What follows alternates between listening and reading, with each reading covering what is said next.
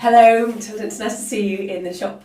We had a webinar together. We did at the very beginning of the pandemic. Yeah, absolutely. Like, gosh. A couple of months in. Yeah. I think we were just figuring out how to do Zoom and how to do all these like Facebook Lives and absolutely. Yeah. Do you use Zoom much now? Yeah, I still use Zoom because I live in Germany now. I've been living there for the last 2 years. I moved in the middle of the pandemic, which is a slightly crazy thing to do, but it was fine. We sort of moved in one of the summer periods when it was a little bit of lifted restrictions.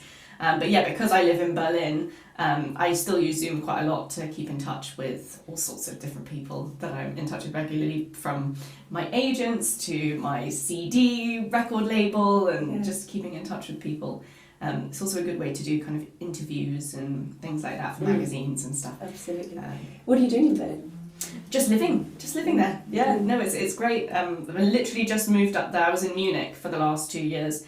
And now I've moved up to Berlin, so been there literally about 3 weeks. Oh, literally just moved up to Berlin. What's the music scene like? Really great. I'm really enjoying it so far. I've met up with lots of old friends and new friends as well, sort of people connecting me to different people, so it's been really fun. Excellent so far.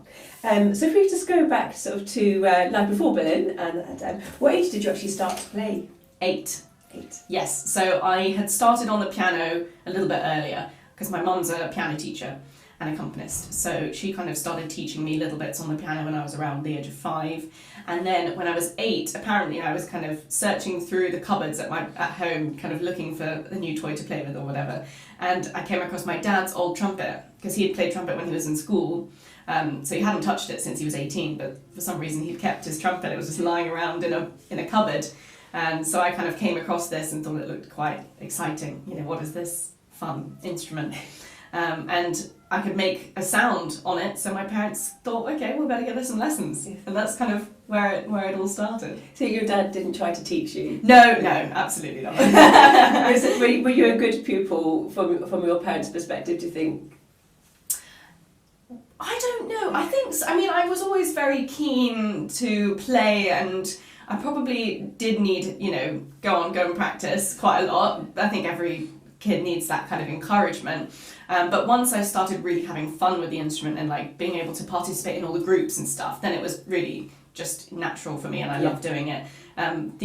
There is a funny story though from my trumpet teacher, that when I was about 11, 12, I just started playing the cello as well when I was 10, because 2 instruments wasn't enough, so I thought I needed to learn the cello as well.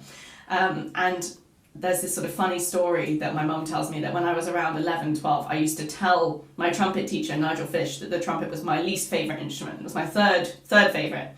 And I used to refuse to learn how to double tongue, because I was like, I don't like the trumpet, like I'm never gonna be, go on to play the trumpet, so why would I bother to learn double tongue? And I was really resistant to learning how to double tongue, because it was difficult, and I wasn't very good at it. I think I've always been someone that likes to be good at things quite quickly, and learning how to double tongue challenged that, but I got there in the end. And once, I think for me it was really, after that I joined the National Children's Orchestra, and did just for 1 year, just did the main orchestra, and I loved it so much, and I suddenly met 100 other kids of my age who were all just united by this love of music and having fun together. And we played some incredible repertoire. We did things like the West Side Story symphonic dances, and everyone shouting mambo, and it was just such a great community.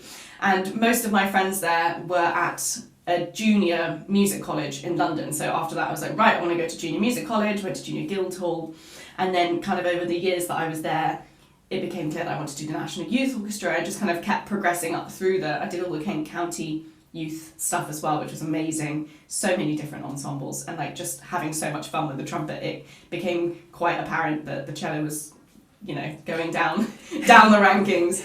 And I've always loved piano, but for me, piano was very kind of intimate and personal. So it was, for me, I never really enjoyed performing the piano, because it was kind of like, went to the piano when I was ever having any kind of inner turmoil, or I was angry about something, annoyed about something, I'd go to the piano.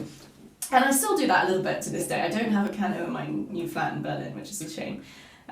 But yeah, so for me, I was never going to play, and it didn't have the same sort of fun to it, because it wasn't it's a very solitary instrument. Yeah. Whereas the trumpet is the best because you can do so many different things. You Sure. can play so many genres of music and have so much fun with it.